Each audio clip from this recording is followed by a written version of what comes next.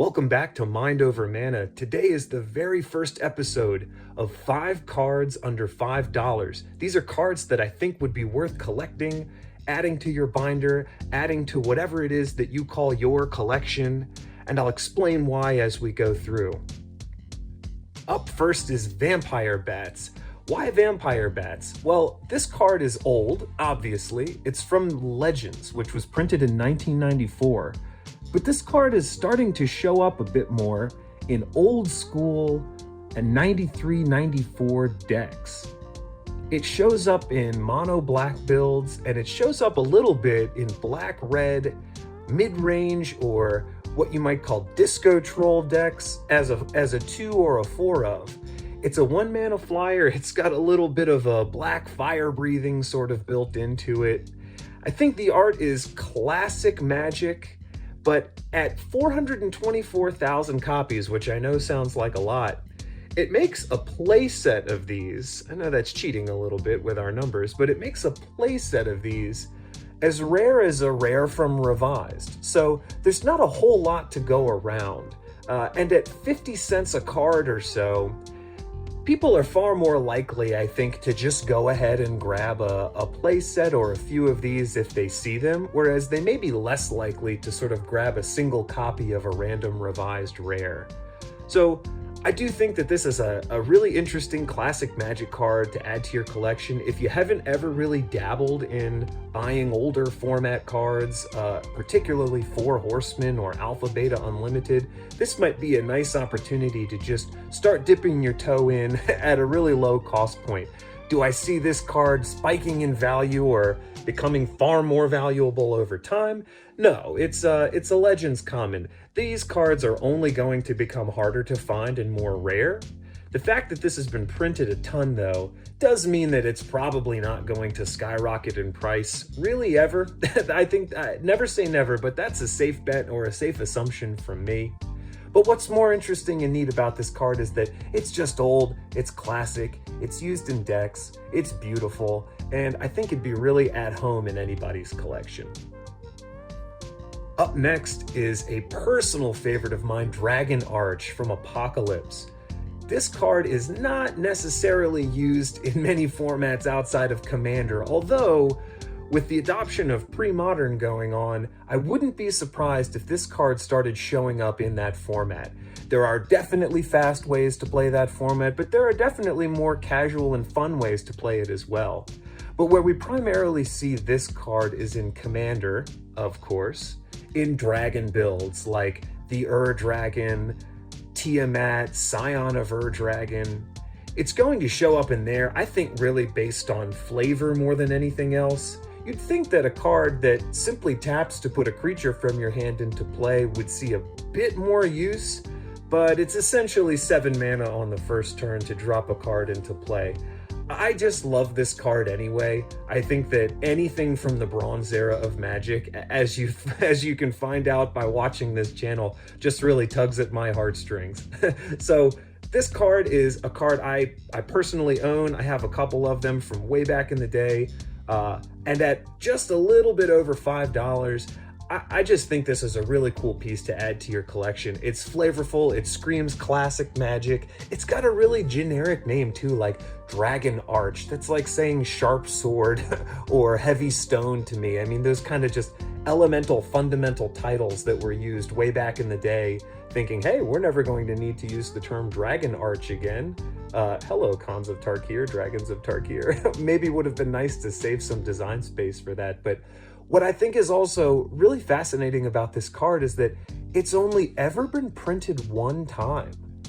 I'm not sure how that's possible, especially with dragon-themed sets having shown up here and there. There is a Commander Precon from 2017 that was all about dragons. How is it that this card has never shown back up? It's also got such a simple design, such a broad design to it. 2 mana, put a multicolored creature from your hand into play. It's not exactly a very narrow design space, so I'm really interested in that. There's got to be a reason that this card's not been printed. But I also try and think sometimes when collecting about the likelihood that a card may ever be printed again. It is impossible to predict the future, but I just don't know where a card like this slots into anything that we've got coming up. It's got a very specific name too. That's what makes it so interesting. Dragon Arch. It's not called, Creature Portal or something like that. It's Dragon Arch. So Dragon Arch is probably not going to show up in a set like Neon Destiny or Streets of New Capenna, which is on its way. So I think that the flavor limitation of the card is what keeps it from ever being reprinted. I won't say ever, but from being reprinted in the near future. I love this card. I think it's beautiful, and I think it's definitely worth being a piece in your collection. Up next is TOURACH Dread CANTOR. Finally, in Modern Horizons 2, we get a legendary card of a beloved character in Magic, TOURACH. I have personally played with old TOURACH cards, Hymn to TOURACH from Fallen Empires, ever since it was printed. It is a favorite of mine.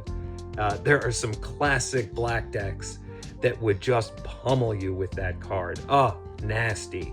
But very cool to see TOURACH in a card. I think that this card over time will be an include in competitive decks. It already shows up in Lurrus, Death's Shadow, a variety of builds. So thinking that you might grab a copy or two to play with, there's no downside there. I think it's a great collection edition for that. Will this card be reprinted? Who knows? Probably. Maybe this shows up in a Commander precon down the road. I don't really know where you reprint legendaries that were specifically shoehorned into sets like this so that we could finally get a name on a card like TOURACH. But I think owning one would be a great move. You've got room in your collection, I think, for legendaries when they crop up. This one's not very expensive. It's certainly no Ragavan at $90. But I do see this card being sought after for competitive builds. It is a mythic rare. However, as we all know, there's a whole slew of variants of this card. There's the normal frame, there's the retro frame, there's a foil of each, there's the chance that someone pulled a pre-release copy. So in the age of endless variants, there's a lot of copies of this floating around, but I don't know that that's why you should pursue a copy in your collection. I think that it's just a great card. The utility of it is an upside. It features an iconic character that may not grace the cover of a Magic card again. And all of those reasons combined, I think, make this a really cool pickup for your collection. Next up, oh boy, foil 6th edition. This is Stupor. This was released in 1999 as a Friday Night Magic promo. I had copies of these when they came out. I have copies of them today. These were so cool at the time. They were foils from sets that didn't have foils. You might recall at the time there were foil promos from Urza's Saga as well. Urza's Saga did not have foil cards that were printed in its release. Promos at FNM were the only way to get these. Stupor was no different. It was part of a series of 6th edition old border foils that were printed as giveaways and promos, oftentimes actually at the discretion of store owners. They were certainly prizes for doing well, but I actually bombed a tournament one time and I was given one when I was really little as a consolation prize. So really nice store owner there. I really appreciated it, but man, I just love old school foils. You definitely know that if you follow the channel. These to me are super unique because they were only printed as a fixed quantity of promos, given out only a few per store at the time. So we don't really know how rare they are, but that doesn't really matter to me. Any interesting, unique, old school foil, I'm going to make sure that I've got a home in my collection for a card like that. Stupor is a selection here because it's relatively cheap, but really any of these are cool ideas, I think, if you're looking to just add some interesting old foil bling to your collection, so to speak. Definitely worth picking up. lastly here, we've got perhaps the cards I'm most excited to be picking up recently. These are the Borderless Pathway lands. Not all of the Borderless Pathway lands from Kaldheim and Battle for Zendikar are under $5, but the fact that they're all single digits for the Borderless, the beautiful, collectible, far more rare than rare lands, I think is awesome. I love these cards. I think that this was a wonderful rare land cycle. You can tell a lot about an expansion by the quality of its rare land cycle. These are excellent cards for Commander, if anything. I think the reason that they become less playable in Eternal formats is because they lack a land type. It would be excellent if one side were a mountain and the back side were a plains, let's say, for NEEDLEVERGE Pathway. To be honest, I don't really know the downside there. What's interesting to note, if you care about how this card is specifically played, aside from the fact that it's just beautiful, and I think the reason to add it to your collection almost ends there. But the card, I don't think would be super broken if you had added a land type to it. The front face of the card is the only part of it that actually exists before it's on the battlefield. So I think that's what makes these a little bit weak, and that's why they're not showing up so much in Eternal formats like Legacy or Modern. But nevertheless, really cool lands, really great. The design space, what's important to realize too, is that the design space for dual face monocolor lands, that space has been claimed now.